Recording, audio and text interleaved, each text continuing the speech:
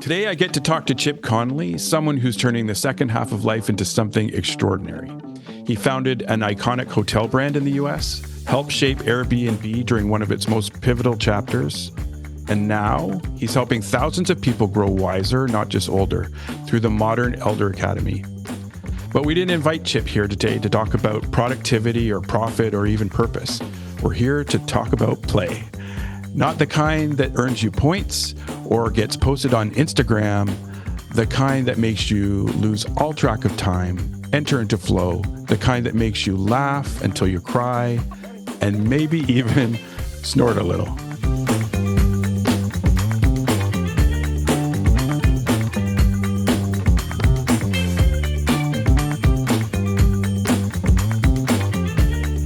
Hey, Chip, what a treat. We've had so many conversations over email. I feel like we've, had 3 coffees already together, but this is our first time actually meeting in person, and I appreciate you spending time. Where are you coming to us from today? I'm in Santa Fe, and we have a campus here, a 2,600-acre regenerative horse ranch. And so I'm in the ranch center here, and it's beautiful. Lots of activity, I'm sure. Yeah. So you have spent your career sitting at the intersection of growth and meaning. But what I've always loved is how you carry the work with lightness. You remind people that reinvention doesn't have to be grim. It can be joyful and even playful. So that's why I wanted to talk to you today for this issue of Inhabit magazine, where we're exploring play, not as an escape, but as an access. Yep. So I'm curious, when you hear the word play, what surfaces in you, Chip? Well, the thing about play is that I think people feel like it's almost like something that you only do when you're a kid, during recess. And yet there's this thing called type 2 play. And it's when you're doing something that's slightly hard, maybe uncomfortable or awkward. And afterwards you say, what an amazing experience that was, or how much growth you got from it. It's at our campus, MEA campus in Baja, it's learning how to surf, or here it might be you going for a horseback ride. And so there's play can also be something that stretches your ability and openness to being a beginner. Because play is not often, you can play a game that you're really good at, but if you're actually already really good at it and you're just doing it and you're not getting any better, you'll get bored. So in many ways, play has a lot to do with flow. And Mahali Csikszentmihalyi, God rest his soul, one of my mentors, taught us that, when you're in a state of flow, it's often because you're doing something that is challenging and you're building your skill along the way. And there may be a certain amount of play involved. So I think play is a really important part of being a mature adult. When we were preparing for this talk, you talked about an experience that you had in the Baja that cracked something open in you. You were playing with rocks, balancing rocks. Tell us about that. So I've had one of my co-founders, Christine, said, let's go balance some rocks. And she had just learned how to do it. And I was like, what's the point? Like, why would I want to do that? And she said, because I promise you're going to find some joy in it, and there's a skill in it. So we're not talking about like balancing 10 rocks together, but it's more like, how do you balance one rock on another rock with the rock that's going to balance being very vertical? And so how do you do that? And it's almost like mentoring. I call it, mentoring stones, because the process of finding a rock and then moving it around such that, and this is definitely a form of play, such that it can actually stand up almost inexplicably on the larger rock below it. It's sort of like what happens when you're mentoring someone younger than you. You're helping to move them around a little bit. You're building a little divot in the bottom of that vertical rock. And then at some point you hear a click. And at that point you take your hands away and it is standing up, just like a mentee might be. So I think play can have a lot of metaphors involved. There's all kinds of metaphors that are beautiful, that have a playful element to them, but there's also a lesson learned as well. Let's just play with that metaphor. And I hear in that story, it's all about the click. When you hear the click, Yeah. things come together. The metaphor front, the patron saint of play. Who would you say is the patron saint of play, if Saint there was Francis, one? Saint Francis of Assisi. Saint How did Francis. you get there? I have a particular attraction to St. Francis because I was in San Francisco a long time. I'm in Santa Fe now. Both places have, St. Francis as one of their sort of patron saints. But the thing about him is that he had sort of he wanted to do good in the world, but he also had a very playful side to him. He spoke to birds. He praised the sun and moon as his siblings. He danced barefoot all over. He sort of made this idea of the sacred fool energy.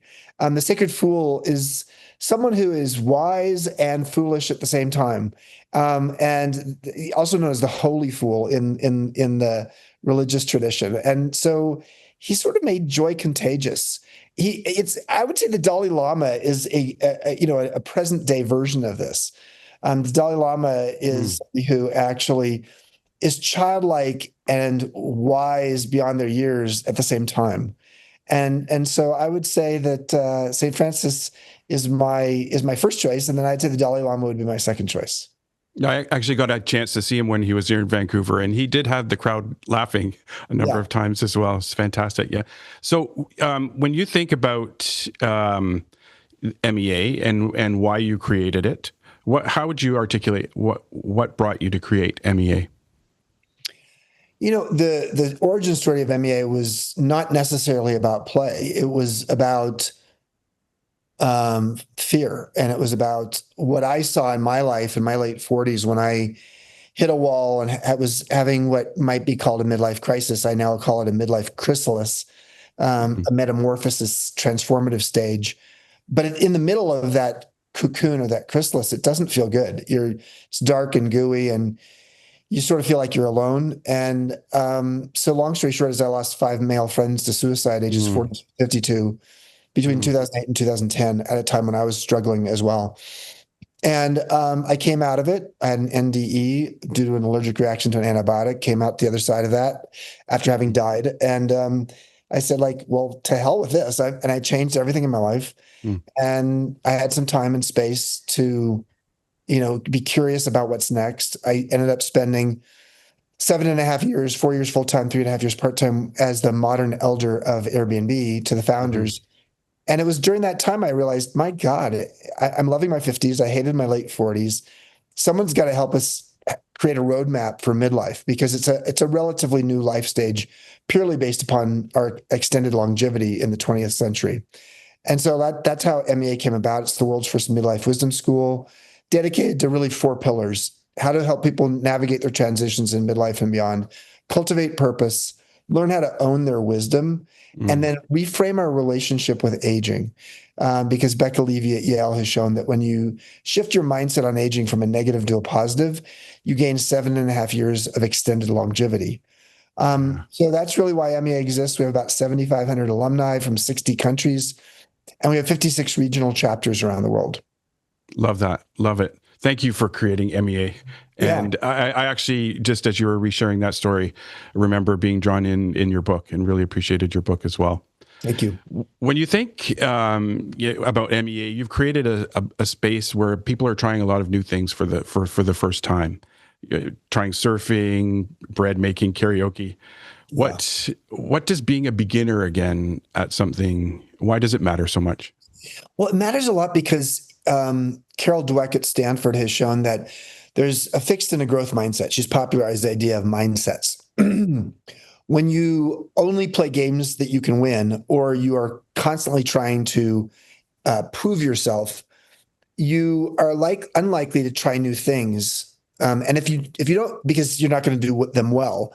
And as you get older, if you're not willing to try new things, you get bored, and you get very locked into just seeing the world in one way. But when you actually are willing to be a beginner, and you have an ability to laugh at yourself and not judge yourself, and see that in a growth mindset, you're not focusing on improving yourself, you're focusing on improving yourself. You're not focusing on winning, you're focusing on learning. And that kind of mindset is very correlated with living a longer, healthier, happier life. Curiosity and an openness to new experiences are very correlated with people who are happy and live longer. So, yes, it's sort of fun and maybe a little scary at times when you're trying these things. But the reality is, it's actually good for your health. And so that's part of the reason we help introduce the idea of letting people become a beginner again, and recognizing that when you're actually learning how to be a beginner again with a bunch of other people your same age who are learning how to become a beginner again as well, it's sort of like being, I don't know, like a kid again, and it fills you with joy. Yeah. Where are you learning to be a beginner again? Well, when being a podcaster, I Yeah. started a podcast called the Midlife Chrysalis, and I'm definitely a beginner at that. Right. I'm a beginner at being a father to adolescents, to Mm. sons who are adolescents, and that is requiring me to learn what's it like to have teenage sons. I'm certainly a beginner at learning how to let go of having to be in charge of everything. So that's an Right. interesting thing. And Yeah. I'm learning to be a beginner at playing guitar. And Okay. I'm not very good at it, but and when I first moved to Baja, to Mexico 8 or 9 years ago, I had to learn to be a beginner at Spanish, learning Right. Spanish. One of my favorite questions we ask at MEA is 10 years from now, what will you regret if you don't learn Mm. it or do it now? Mm. And because that question's so valuable, because as we get older, time becomes, a scarcity. And there are going to be things that you're not as good at 10 years from now as you are today, even if you haven't even tried it yet.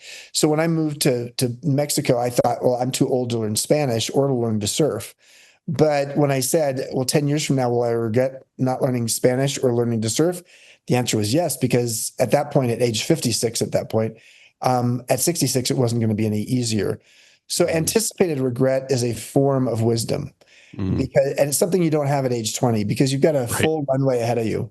But as you get Yeah. older, you start to, see that anticipated regret can be a catalyst for taking action on something.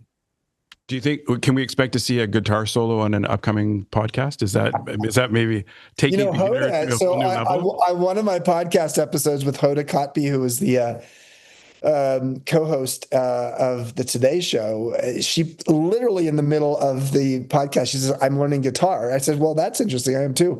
And she starts playing a little guitar. She plays Fleetwood Mac's "Landslide," and it was so much fun. I mean, I couldn't have scripted it. And so, yes, maybe she and I will do a duet Together. Yeah, that's awesome.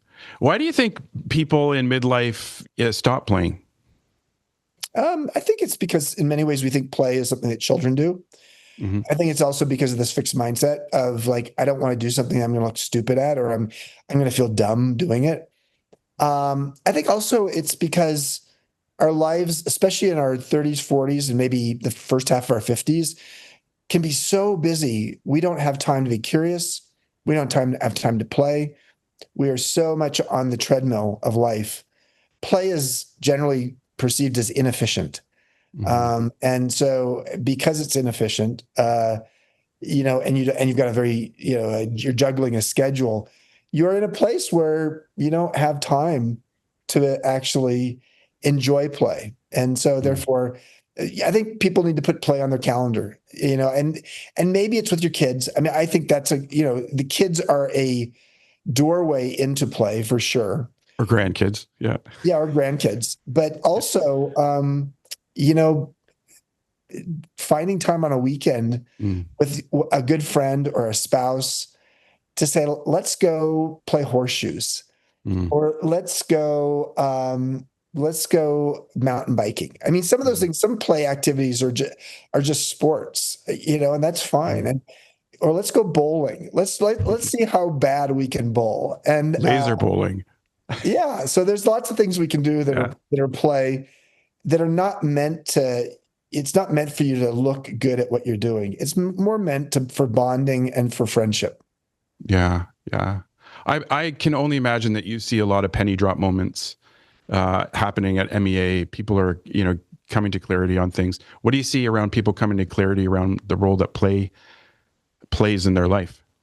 Well, I think what I see is that people take themselves too seriously. And Mm, when you can laugh at yourself, our sense of humor is probably the last sense that extinguishes.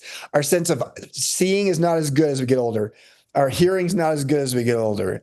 Our taste buds may be not quite as good, but our sense of humor, as evidenced by all these famous comedians who lived till 100, like George Burns, and I don't know if Bob Hope lived to 100, but he lived close to it, and Phyllis Diller, Betty White, almost 100. The truth is, our sense of humor is a really important thing, and so that's one thing. Number two is when you have a sense of play and you're willing to try something new and be a beginner, it opens up more options. There's a woman who came to MEA as a litigator. She hated it. She was 60 years old. She wanted to become a litigation consultant, but everybody in her cohort or workshop cohort said, well, that's way too similar. If you hate litigation, you're not going to like being a litigation consultant. But she thought it was the only thing she could do. And then over the course of the week, she learned to surf. She learned to do a little karaoke. She learned to bake some bread. And she learned a lot of other things in the classroom. But experiential learning can be really interesting because it sort of comes in the side door. By the end of the week, she realized that when she was a kid, she loved baking pies with her grandma. And she wanted to go to pastry chef school on Saturdays for the next 13 weeks so she could see if she might actually start becoming a bakery entrepreneur. yeah. So for her, play was a pathway that allowed her to see that she had more options available to her. She thought of her career path as there's the adjacency of being a litigation consultant.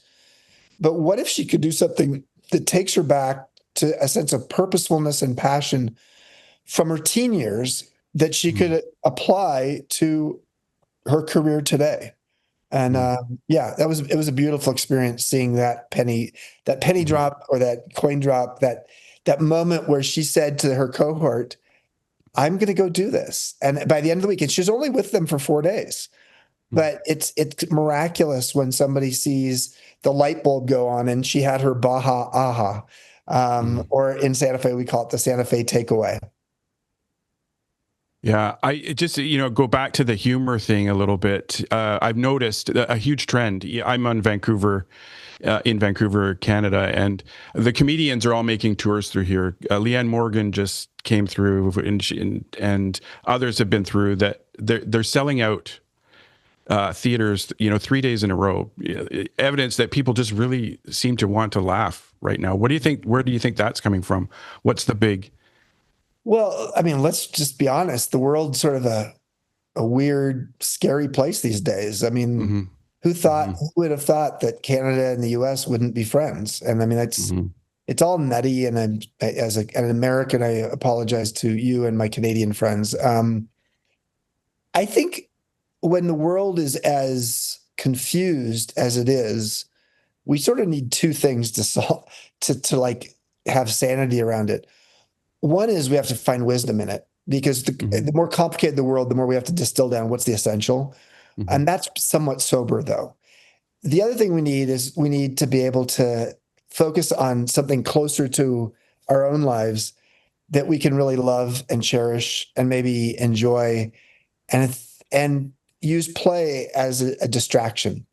So I think humor is trending partly because so many people are feeling like the world is so sober, and we need to laugh at ourselves and at the world, because otherwise we'll just keep crying. Because it can be a very, I don't know, the world can feel very demanding on us. So I think humor is something that actually all it demands is a smile and a laugh. Yeah. No, that's great. I think, you also have a unique vantage point where people are coming to MEA in pursuit of some form of growth, or maybe a shift in mindset. Do you find that people often approach it a little bit too seriously, or Yeah. what are your observations there? Yeah, I mean, I think, especially if you're in a place where you feel stuck, and I'm stuck is one of the top three things people say when they come to MEA. One of the three kinds of emotions. And so there's a sense that you've got to power through this based upon the way you've always done things.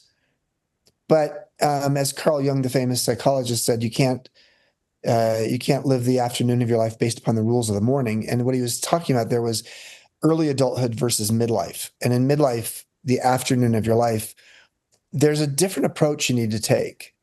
And so that's, I mean, I'm proud of MEA because it's the first midlife wisdom school in the world, and dedicated to really helping people to realize there's new tools and maybe a new roadmap. You don't have to do your life the way your parents did. Mhm. The fact is, you may outlive your parents by 5 to 10 years, and the roadmap is not well known. I mean, I think of myself sometimes as a cartographer. Cartographer is a map maker, Love and that. Yeah. 500 years ago, map makers were trying to figure out, is it a round Earth? Is the Earth flat? Christopher Columbus set off for Asia and just happened to upon North America. And so the cartographer that we need today is someone who can chart this era that is between, let's call it the end of early adulthood, maybe 35 years old, and the start of elderly life, which might be 75 years old or older. That bridge between early adulthood and later adulthood is midlife. And that's why I say, and many academics say, that midlife lasts from 35 to 75, which is much longer than we've historically seen it lasting. But in a world in which extended longevity is becoming the norm, and it's perceived by sociologists that half the kids in the developed world today who are being born will live to 100. It's not surprising that this cartography of this longer life requires us to create new roadmaps. And the idea of 60 years ago, people just going to live in retiring at 60 and living in a retirement community as if, they're going to only live another 5 or 10 years, that mentality needs to go away, because for most people, that's not what's going to happen. And Mhm. so that's part of the reason MEA exists. Yeah. And when I'm just, thinking of you at the age of 90, what's one playful thing that you hope you're still up to at that you're still doing at 90? I hope I'm still writing. I love writing. Mm, So that's not a new task for me, but I love writing. I mean, it'd be fun to be still leading a podcast at yeah. 90. I hope I'm still teaching Yeah. in the classroom at 90. I hope that I am trying new physical things, new Hmm. activities, new sports. I've sort of taken up juggling, at least recently, which is not Okay. a sport, but juggling's a really good one. Juggling's good for your Right. brain. Yeah. It's actually an activity that's quite good for the brain. And it's a perfect sport because it's not dangerous.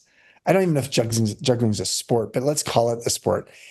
But I'd love to be able to do that. There's a guy who actually, the person who's taught me juggling is 92 years old. There you go. There you He, go. li- he lives, he was the main clown in Cirque du Soleil Oh, uh, wow. in Montreal for many, many. Started from a Canadian. Yeah, as a Canadian, famous guy. And literally, he's the guy who's teaching me juggling. So, It's yeah, funny. maybe at 90, I'll teach someone else juggling. You go to the best to learn how to juggle. Yeah. Speaking of writing, if you were going to write a book on play, what might you title it? What do you think? Well, there's some great books on play, including one called Play, but I think it's Diane Ackerman. But I don't know. I would say what play can teach you about work. Mm, beautiful. We think of Yeah. play and work as two different things, but I think play is a window into our work and can teach us a lot about work. Mm. Take a few minutes and tell us what's exciting you about MEA right now. What are the big things on your mind? What's coming up that you're excited about? Well, I mean, having two campuses is really exciting, and um, having there's the upcoming film festival. The film festival based on all the curriculum. It's our second annual, and 58 films, 38 filmmakers coming. That's in December in Santa Fe. It's all In about Santa Fe, yeah. yeah, and that's very exciting. That's allowing me to be creative, which I need that. The podcast is certainly, and then just our 56 regional chapters. I was just in New York recently, and we had an amazing dinner and drinks and conversation with 50 of our MEA alums in New York. I mean, we have, I don't know, something like 600 in New York, 500 in the New York area, I think it is. And so, there's a waiting list. And so just the community, building the community is great. Any workshops in particular that are coming up that you want to highlight? There's a few that are sold out, but some of the ones this fall that are exciting to me, you might know Mark Friedman, who started Encore.org and now Cogenerate.org. He and I are teaching a workshop on how do you thrive in an intergenerational world. Wow. It's in November. That'll be a great one. Anne Lamott, famous writer, she's doing one in November as well. Karen Walrond, African-American, amazing author who's a collaborator with Brené Brown. So all of those I just mentioned are in Santa Fe in November, and those are great. It's a great time of year to be here. It's the end of the fall season, so the colors are changing. It can still be slightly warm during the day, but it's very cool at night. We occasionally get some snow because Santa Fe is at 6,500 feet. Right. So yeah. Yeah, that's awesome. Chip, thank you for investing time with me today. Super appreciate it. You didn't need to, and you did, and I'm thankful that you did. So, well, I love the work you're doing, and I love the magazine. I love just the message you have out there. And let's stay in touch. Let's get you to an MEA workshop one of these days. I will be there. I'll be down there. Let's have you teach in the future. That'd be fun. Yeah, I love that. And hey, I also want to say a big thanks for writing the foreword to my book. Yes, it's I'm super thankful for that. But also for today, thanks for showing up and telling us, showing how play can make us lighter, and that joy knows what it's doing within us, and we're appreciative. So thank you very much for joining us, and look forward to lots of collaboration in the future. Thanks, Peter.